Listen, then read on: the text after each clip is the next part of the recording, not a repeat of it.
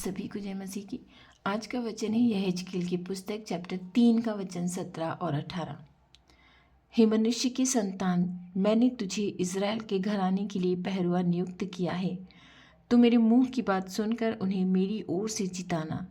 जब मैं दुष्ट से कहूँ कि तू निश्चय मरेगा, और यदि तू उसको न चिताए और न दुष्ट से ऐसी बातें कहे जिससे कि वह सचेत हो और अपना दुष्ट मार्ग छोड़कर जीवित रहे, तो वह दुष्ट अपने अधर्म में फंसा हुआ मरेगा, परंतु उसके खून का लेखा मैं तुझी से लूँगा। आमीन। परमेश्वर यहोवा के वचन जब मनुष्य की संतान के पास पहुँचे, यहेजकेल के पास पहुँचे, तो परमेश्वर ने उसे आज्ञा दी कि हे मनुष्य की संतान, मैंने तुझे इज़राइल के घराने के लिए पहरुआ नियुक्त किया है। मतलब मैंने तुझे मेरे वचन सुनाए हैं, मेरे सुसमाचार का प्रचार करने के लिए चुना है, मेरा नबी चुना है। और तुझे क्या करना है? तू मेरी मुंह की बात सुनकर, जो मैं तुझसे कहता हूँ, जो आज्ञाएं मैं तुझे देता हूँ, जो वचन मैं तुझे सुनाता हूँ, जो बाइबल के वचन मैं तुझे सुनाता हूँ, जो मेरे मुंह से मैं तुझे आज्ञाएं देता हूँ, वो सुनकर उन्हें मेरी ओर से चिताना।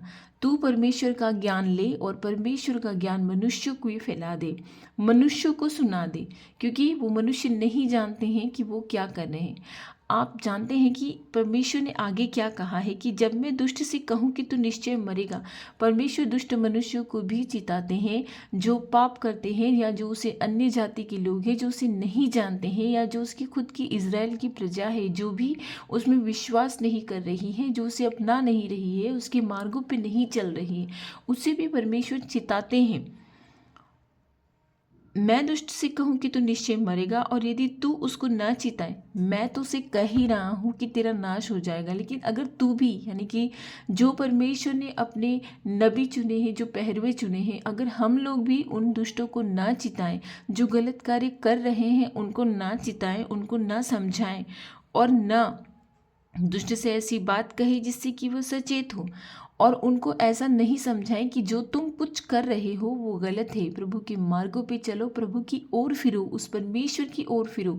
यदि हम उसे न चिताएं, उन्हें न समझाएं, उन्हें उनके गलत मार्गों से लौटा कर नहीं लेकर आए, तो और दुष्ट अपना मार्ग छोड़कर जीवित रहे, और न दुष्ट अपना मार्ग छोड़कर जीवित रहे, वह दुष्ट अपने अधर्म में फंसा हुआ मरेगा।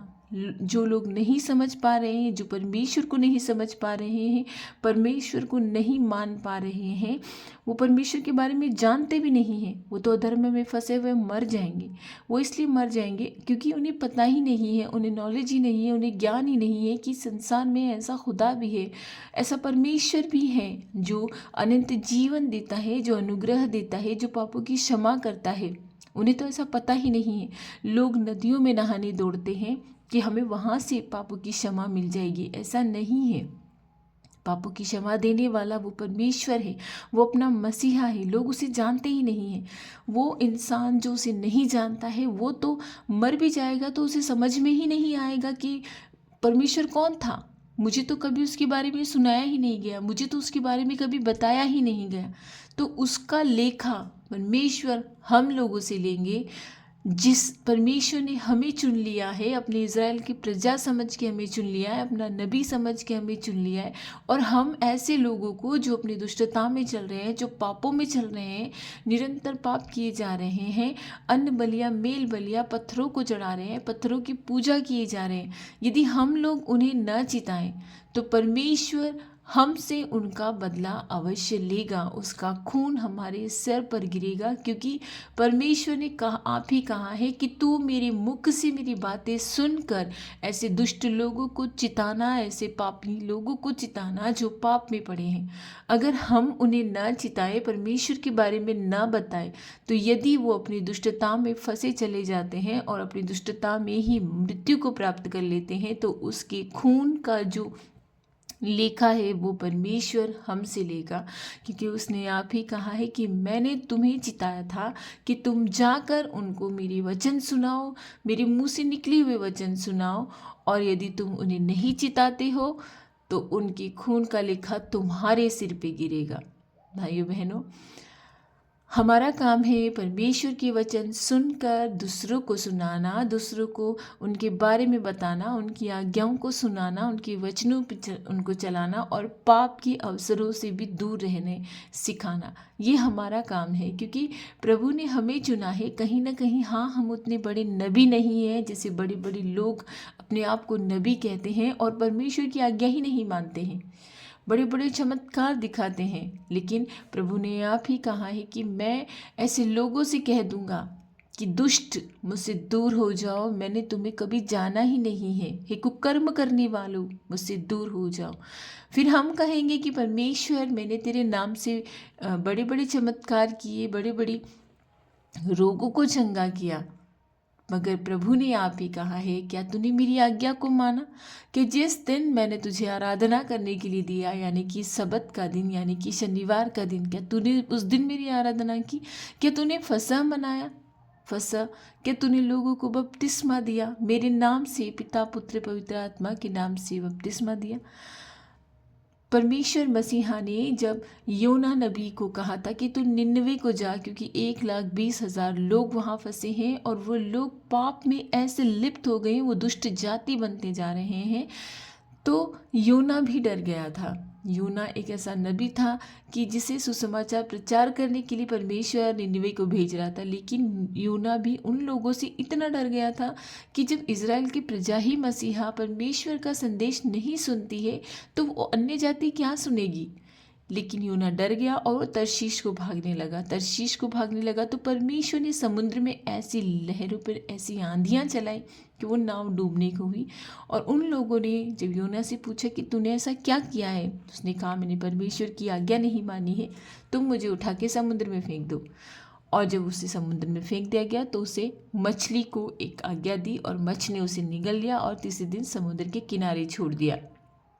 यानी कि परमेश्वर ने योना को भी कहा था कि जाकर उन्हें मेरा वचन सुनाओ कि वो अपना जीवन परिवर्तित कर ले, वो पापों से दूर हो जाए, पापों से लौट आए, क्योंकि वहाँ पर 1,20,000 लोग हैं जिन्हें मैं नहीं मारना चाहता हूँ। लेकिन यदि मनुष्य परमेश्वर का वचन सुनता ही नहीं है तो वो कैसे पापों से फिरेगा? योना ने सुनाया, उन्होंने सुना और उन्होंने टाट ओढ़े, अपने आप को परिवर्तित किया, अपने आप को बदला। और उसका फल क्या हुआ?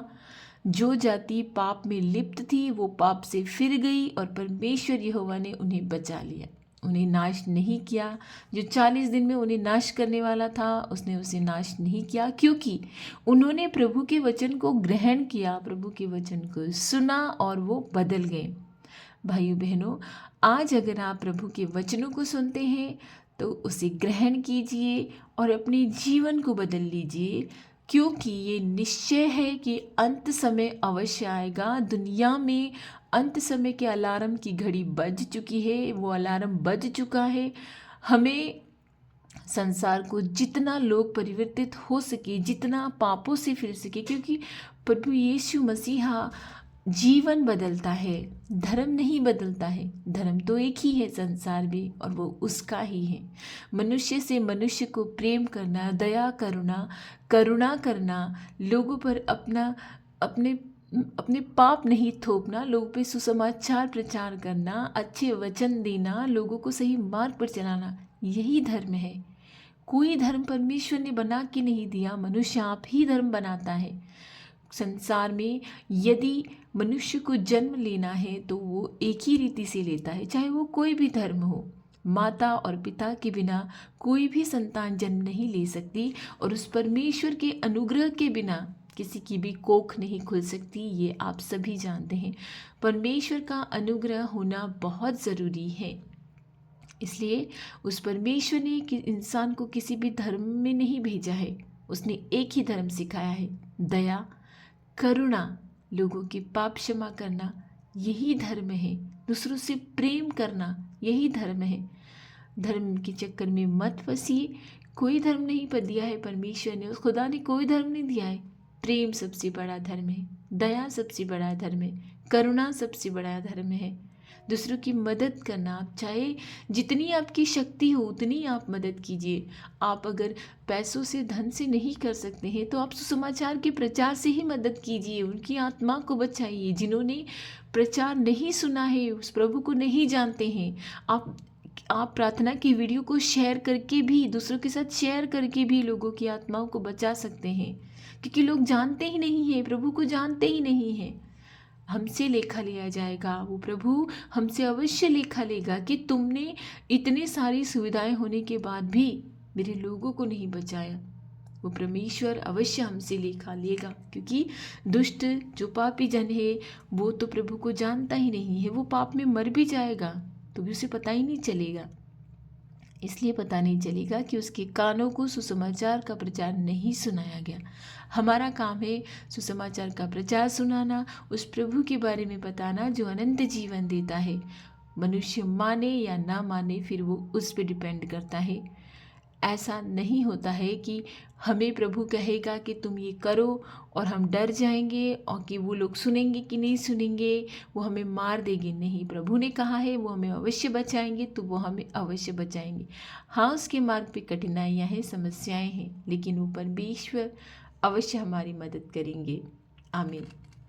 आइए हम सब मिलकर प्रार्थना करते हैं। धन्यवाद धन्यवाद धन्यवाद धन्यवाद मेरी मसीहा, धन्यवाद मेरी परमेश्वर आज के सुंदर वचन के लिए। तूने हमें मौका दिया है कि हम दूसरों की आत्माओं को बचाने की कोशिश करें। तूने हमें मौका दिया है प्रभु कि हम दूसरों की आत्माओं को जीवन की जल तक पहुंचाने में मदद करें। परमेश्वर में बने रहने के लिए मेरे भाइयों बहनों बपतिस्मा अवश्य लीजिए, क्योंकि बपतिस्मा हमें दूसरे पापों से बचाता है। जो अनंत पाप हमने किया था स्वर्ग में, उस पाप से हमें बचाता है। इसलिए हे मेरे खुदा, मैं तेरा अनुग्रह पाने के लिए तुझे धन्यवाद देती हूँ कि तूने मुझे सुंदर वचन से तृप्त किया है और ये ऐसा अनुग्रह दिया है कि मैं लोगों को बता सकूं कि परमेश्वर का बपतिस्मा लो, परमेश्वर का अनुग्रह प्राप्त करो। हे मेरे परमेश्वर, आज जो भाई बहन हम सब मिलकर तुझसे आराधना, स्तुति, वंदना कर रहे हैं, हे प्रभु हमारी प्रार्थनाओं को सुनना और हमारी प्रार्थनाओं का उत्तर अवश्य देना। हाँ, देरी हो सकती है, हाँ विलंब हो सकता है, पर मेरे खुदा तू हमारी प्रार्थनाओं को अवश्य सुनेगा। आज हम बीमारों के लिए प्रार्थना करते हैं। हम हर बीमारी को, चाहे वो कैसी भी बीमारी हो, चाहे वो घाव हो गए हों, चाहे उनमें खुजली चलती हो, चाहे उनमें पस आ गई हो, चाहे वो रसोलियाँ जो बड़ी हो रही हों, हम प्रभु के नाम से उन्हें डांटते हैं और कहते हैं तुम इसी क्षण सूख जाओ। जैसी कंडीशन में हो तुम उसी कंडीशन में, तुम उसी जगह पे सूख जाओ कि मनुष्य वो पीड़ा से वापस दुखी ना हो, उस बीमारी से वो दुखी ना हो, क्योंकि प्रभु के लिए कुछ भी असंभव नहीं है। जो ब्लॉकेज हैं, जो फेफड़े सड़ गए हैं, जो खत्म हो गए हैं, सांस लेने में दिक्कत आ रही है, निरंतर खांसी चल रही, मेरे प्रभु तेरे लिए कुछ भी असंभव नहीं है। तू सब कुछ अच्छा करता है, तेरे लिए कुछ भी असंभव नहीं है। तू मरे हुए को जिंदा कर सकता है, तो ये सब चीज़ें क्या हैं?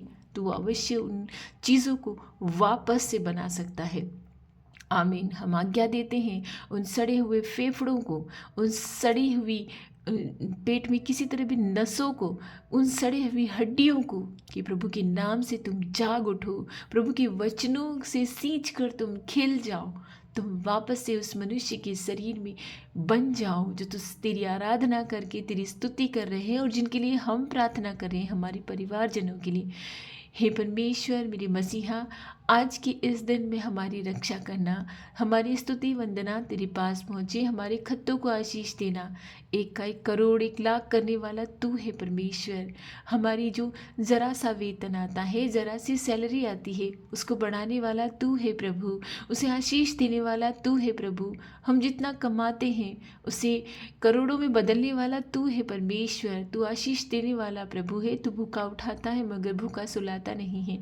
आज के दिन हमारी प्रार्थनाओं की सुन प्रभु, हमारी प्रार्थनाओं का उत्तर दे परमेश्वर। जो अपने परिवारजनों के लिए प्रार्थना करें, जो घरों की आशीष के लिए प्रार्थना कर रहे हैं, जो नौकरी के लिए प्रार्थना करें, जो संतान के लिए प्रार्थना कर रहे हैं, जिनके परिवारजन जेलों में बंद हैं, जिन्होंने कोई पाप नहीं किया है, झूठे केसों में फंसाए गए हैं, मेरे खुदा इसी समय हम यीशु के नाम से इन सब परेशानियों को डांटते हैं और कहते हैं प्रभु यीशु के नाम से इसी क्षण, इसी समय इन सब चीज़ों का निदान हो जाए। वो प्रभु हर चीज़ का निदान करने वाला है।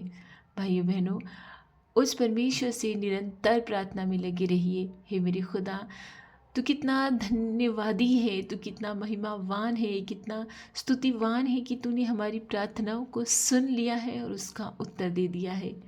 तो हमारी बुद्धि को, हमें बुद्धि की घटी है परमेश्वर, हमें बुद्धि से भर दे। हमें बुद्धि की घटी है, हमारी जिह्वा को कंट्रोल में कर दे। हम मनुष्य हैं, हम हर वक्त हर क्षण पाप करते हैं, हर वक्त हर क्षण पाप में फंसे रहते हैं, लेकिन तो हमें रोज़ाना मौका देता है कि हम सुबह भोर में उठकर तुझसे स्तुति वंदना करें, तेरी प्रार्थना करें और अपने पापों की क्षमा मांगे। ये पश्चातापी हृदय है परमेश्वर, तू इसे कभी भी निराश न करेगा। तू विलंब से कोप करने वाला प्रभु है, तू करुणा निधान प्रभु है, तू हमारी प्रार्थनाओं को सुनता है। तेरा कोटि कोटि धन्यवाद परमेश्वर कि तूने हमें दुनिया की भीड़ से चुनकर ऐसा जीवन का जल दिया है, जैसा तूने सामरी स्त्री से कहा था कि यदि तू मुझे जानती तो मुझसे जीवन का जल मांगती। हाँ मेरी खुदा, वो सामरी स्त्री तो तुझे नहीं जान पाई थी, मगर हम तुझे जान पाए। हम तुझे बिना देखे तुझ पर विश्वास करते हैं। ऐसे जीवन का जल हमें दे, ताकि हम अनंत जीवन की और जो तेरी अगुवाई तू करता है उसमें चलते जाएं, बढ़ते जाएं। हम कभी नाश ना हो, हमारी आत्मा कभी नाश ना हो। ये अविनाशी आत्मा है जो कभी नाश ना होगी। ये प्रभु की आत्मा है जो कभी नाश न होगी। ये शरीर मिट्टी में मिल जाएगा, मगर ये हमारी आत्मा तेरे अनुग्रह में बढ़ती जाएगी, क्योंकि तूने हमें चुन लिया है, तूने हमें जीवन दे दिया है। तू हमें पापों से बचा मेरे परमेश्वर, तू हर पाप से हमें बचा। आज हमें आशीष देना, हमारी रक्षा करना, हमारे परिवारजनों की रक्षा करना, और हर एक इंसान, हर एक मनुष्य जो तेरी आराधना करता है, तेरी स्तुति करता है, तुझ सच्चे खुदा से जो तेरी प्रार्थना करता है, उनकी रक्षा करना। ये सारी प्रार्थनाएं मैं प्रभु यीशु के मसीहा के नाम से मांगती हूँ, आमीन।